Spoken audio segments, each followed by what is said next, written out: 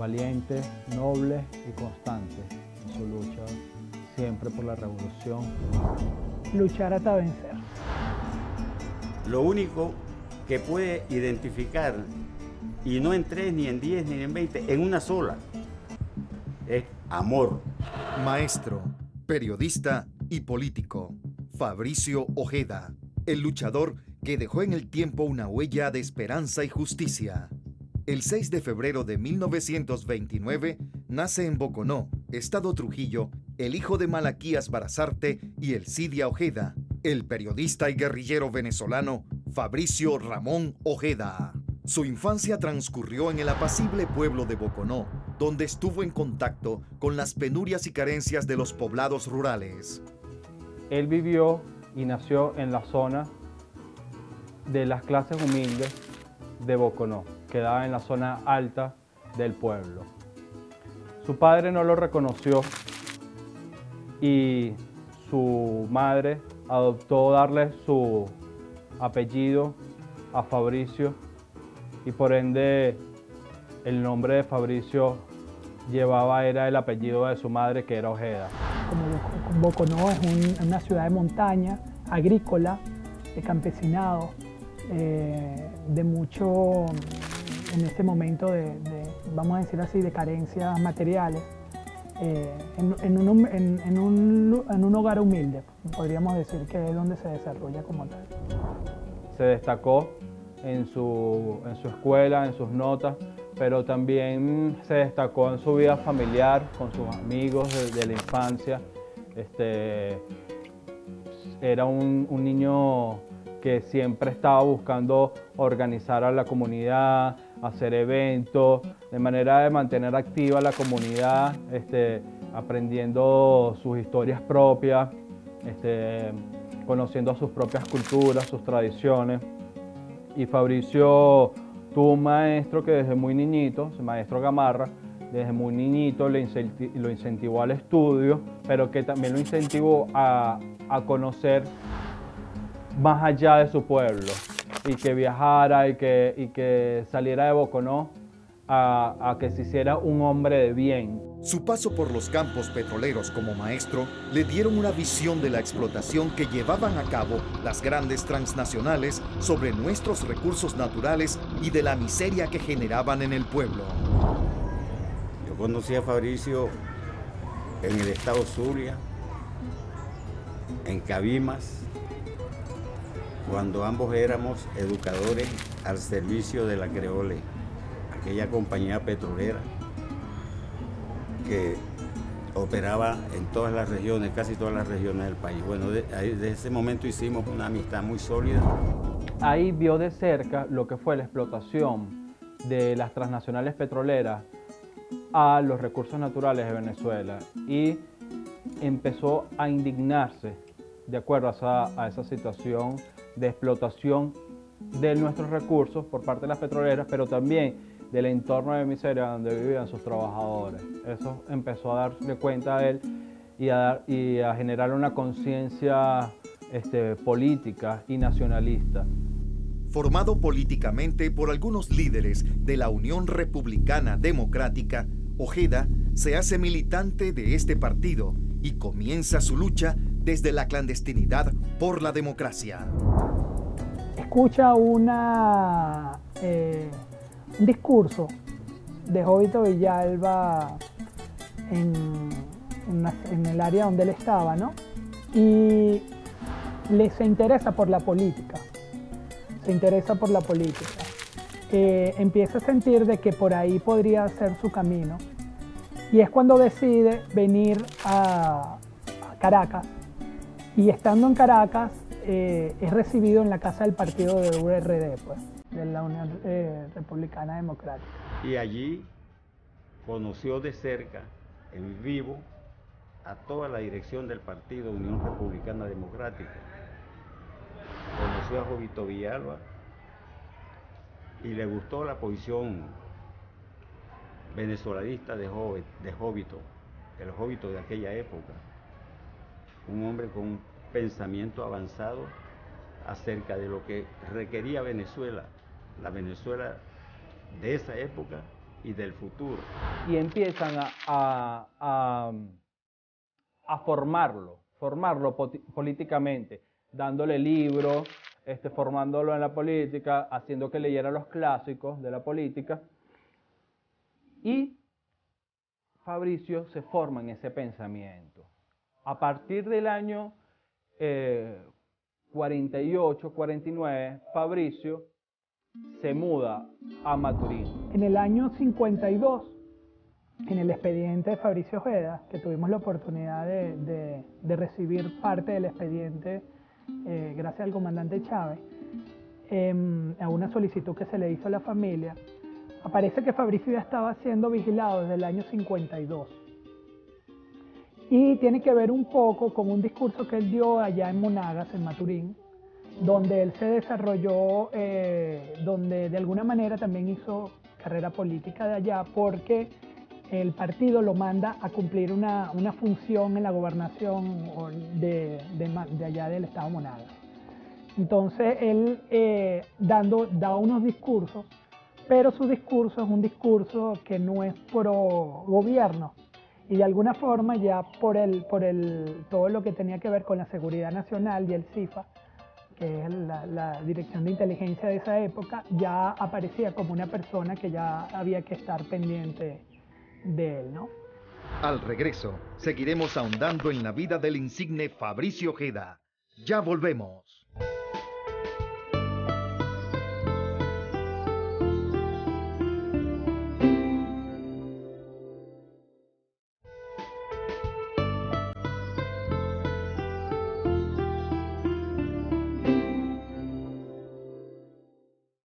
Fabricio Ojeda fue un hombre que desde muy joven se comprometió con la verdad y los valores éticos y morales. Ese compromiso lo llevó a desempeñarse como periodista durante el gobierno de Marcos Pérez Jiménez y a convertirse en vanguardia de la resistencia de la lucha contra la dictadura. A partir del año 52, luego que Fabricio ha estado detenido varias veces por movimientos antiperejimenistas, es que se le empieza a abrir un expediente a Fabricio en la Dirección de la Seguridad Nacional. Fabricio se viene de Maturín a Caracas y empieza a ejercer el periodismo. A partir del año 53 empieza a ejercer el periodismo en diferentes periódicos, como La Esfera, luego en El Nacional. Él se desenvuelve como periodista y se gana la vida como periodista durante la época de los años 50. Eso hace que él, de alguna forma, sea reconocido a través de sus escritos en el periódico, ¿no? Y empieza a tener un gran sentido de credibilidad en todos los documentos o las investigaciones que él hacía como periodista, ¿no? Y a tratar de ingresar a Miraflores como periodista, un periodista cualquiera, como lo puedes ser tú en este momento. Y eso le permitió ascender a posiciones cerca de Pérez Jiménez, hasta el extremo que Pérez Jiménez se confió y participó de muchas cuestiones que le fueron muy útiles a Fabricio posteriormente. En el año 1957, Fabricio, con la intención de coordinar todos los partidos que repudiaban al gobierno de Pérez Jiménez, propone construir una junta patriótica, logrando, a través de ella, movilizar a los diferentes sectores de la sociedad para combatir la tiranía.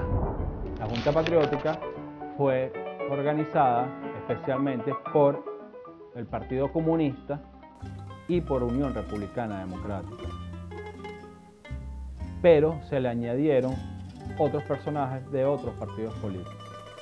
Al final quedó conformada en la presidencia por URD Fabricio Ojeda, por el Partido Comunista Guillermo García Ponce, por Acción Democrática Silvestre Escrivá Bucaram y por COPEI Enrique Aristigueta Granco. Nadie se imagina que un periodista de Palacio tan cercano a Pérez Jiménez fuera a dirigir la Junta Patriótica, ¿no? La Junta Patriótica fue el movimiento que se unificó de alguna forma todas las fuerzas que estaban en contra de la dictadura en ese momento. Se vio obligado a formular una lucha a fondo en contra de los lacayos internos y del imperialismo norteamericano.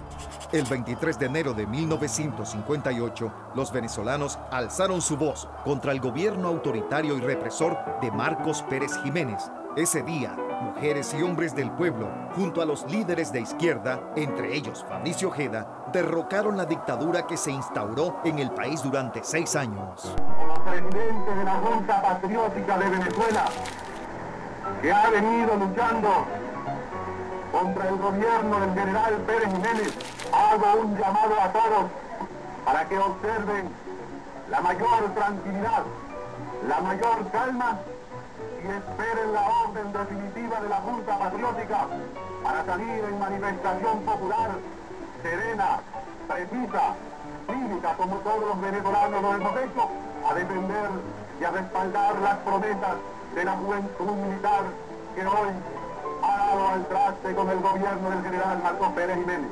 En las elecciones generales del año 1958, tras la caída de Pérez Jiménez, Ojeda es electo diputado por el Distrito Federal. Este cargo le permitirá intervenir en el Congreso para repudiar y denunciar las desviaciones que tenía el nuevo sistema democrático y las persecuciones a los líderes de izquierda.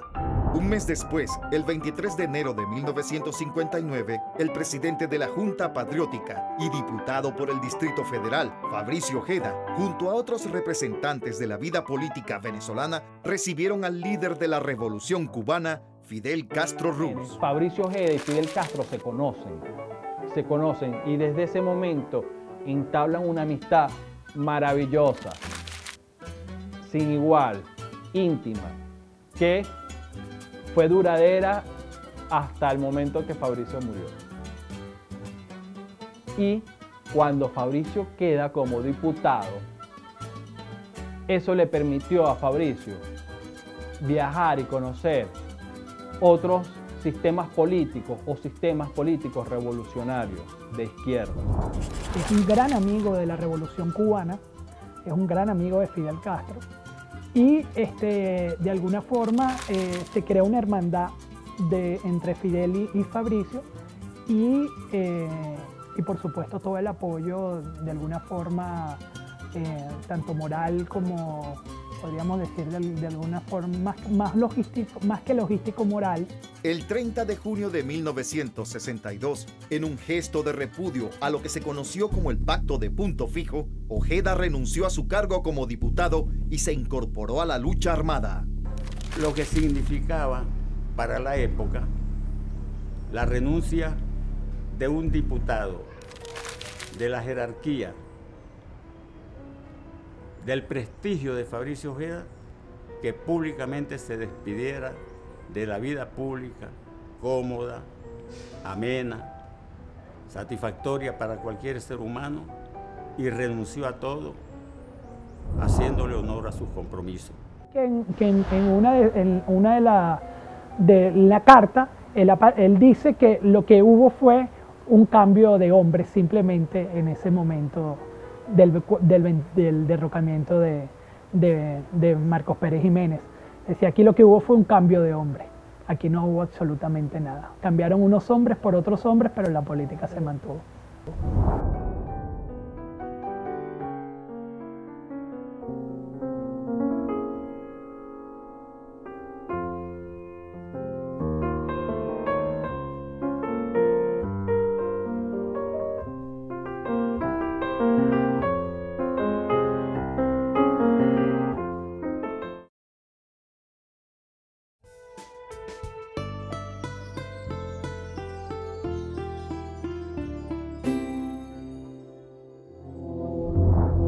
Con el fin de evitar la división del Frente de Liberación Nacional, Fabricio baja de las montañas y se dirige a Caracas, resultando capturado y condenado el 12 de octubre de 1962 en Acarigua, Estado Portuguesa.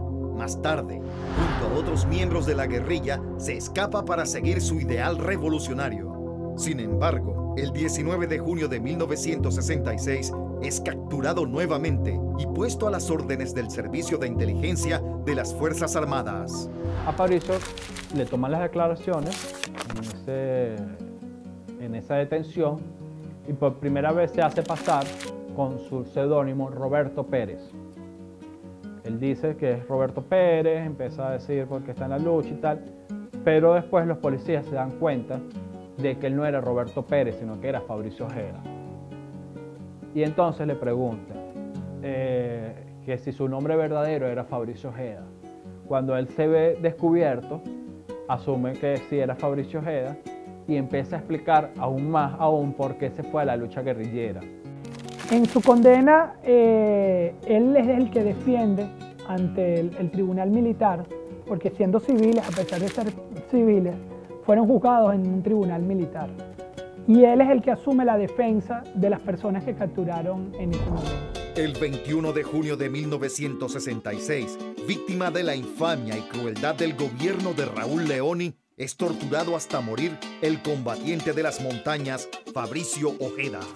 A Fabricio muy probablemente le inyectaron el suero de la verdad, pentotal número 5, para que dijera y pudiera decir cosas cuando lo estuvieran torturando. Pero Fabricio, como no se dio por vencido y como no dio ningún tipo de información, eso volvió más loco a los agentes de seguridad y lo golpearon con mayor fuerza. Y para desprestigiar la memoria de Fabricio, deciden hacer un montaje que fue decir que Fabricio se había suicidado. Y lo colocaron en una celda, amarrado con un cordón de una persiana, que supuestamente él mismo cortó con una hojilla que habían encontrado en la celda, pero resulta que Fabricio no se encontraba colgado, suspendido en el aire, que es la única manera que una persona ahorcada pueda morir, porque si no se llamaría ahorcadura incompleta.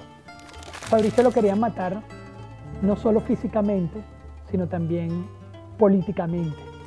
Y una manera de hacerlo es a través de la figura del ahorcamiento, porque una persona que se ahorca, de alguna manera, le está enviando un mensaje a los demás de que es una persona débil, cobarde, que no fue capaz. Y entonces creo que por ahí viene esa matriz de opinión de que había que asesinarlo. Tan es así que la derecha asesina a Fabricio políticamente, no de su total, porque es una figura emblemática en la historia venezolana contemporánea, pero lo único que conocíamos de Fabricio era que fue presidente de la Junta Patriótica, más nada. En mi libro, que se llama La muerte de Fabricio Ojeda, hago un llamado de atención a los que se llaman revolucionarios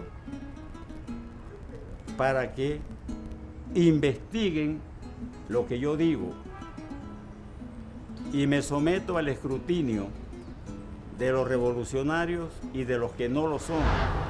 Fabricio Ojeda fue un estudioso sobre la vida del prócer cubano José Martí y escribió un libro sobre la vida de él. Muy importante porque Fabricio no solo toca la vida de José Martí, sino que hace reflexiones sobre el libertador Simón Bolívar. Fabricio escribe un libro en La Montaña que sale publicado unos 3 meses antes, vamos a decir así, es terminado unos 3 meses antes de la fecha que es capturado. Y y después, bueno, por supuesto, su posterior asesinato en ese momento que lo captura. Y se llama Hacia el Poder Revolucionario. Este libro también es reconocido, se conoce como La Guerra del Pueblo. Yo quiero reivindicar el nombre de Hacia el Poder Revolucionario, que es el nombre real en el cual él escribe, porque considero que el poder revolucionario tiene que ver con la organización y la mentalidad de poder que él describe en este libro. En diferentes oportunidades, el líder de la revolución bolivariana, Hugo Chávez Frías, recordó el pensamiento nacionalista de Fabricio Ojeda. Fabricio escribió un libro, de varios que escribió, se llama La Guerra del Pueblo, muy apropiado para los compañeros, para todos nosotros, pero especialmente los camaradas de armas, nuestros militares bolivarianos. pero es un libro que enfoca a la economía, la sociedad, la revolución, la defensa, el papel del pueblo, de los soldados. Pero esta frase, la que traje aquí, dice así: abandonar el camino reformista y tomar el revolucionario significa decidirse a luchar sin temor alguno, tener seguridad de la victoria y desafiar cual David al gigantesco poderío reaccionario, como lo han hecho todos los verdaderos revolucionarios de la historia. Fabricio Ojeda. A Fabricio Ojeda no le alcanzó la vida para ver crecer los hijos que tuvo junto a Dalia Díaz. Desafortunadamente, la mano asesina de agentes del gobierno de la época cegaron para siempre la vida del hombre que luchó por un modelo social más justo y humano. Hoy, a pesar del paso del tiempo, su lucha sigue vigente y su legado se ve materializado en el proceso revolucionario que desde hace algunos años se lleva a cabo en la patria de Bolívar. En una frase en su libro dijo: solo la lucha diaria, constante y sistemática podrá conducirnos a la victoria. El revolucionario de las condiciones de Fabricio Ojeda no se suicida jamás, porque el guerrillero nunca muere. Lo asesinan, lo torturan y hacen con él lo que se quiera, pero no se suicida jamás. Fabricio Ojeda era ese hombre, un hombre genuino, un hombre de la revolución, por la revolución y para la revolución. Esa personalidad de Fabricio, de ser constante en la lucha, de mantener un mismo discurso, de alguna manera siempre apegado a los más necesitados y a las transformaciones reales, sociales, y buscando el mayor beneficio de la población venezolana, creo que es uno de los mejores legados que él tuvo para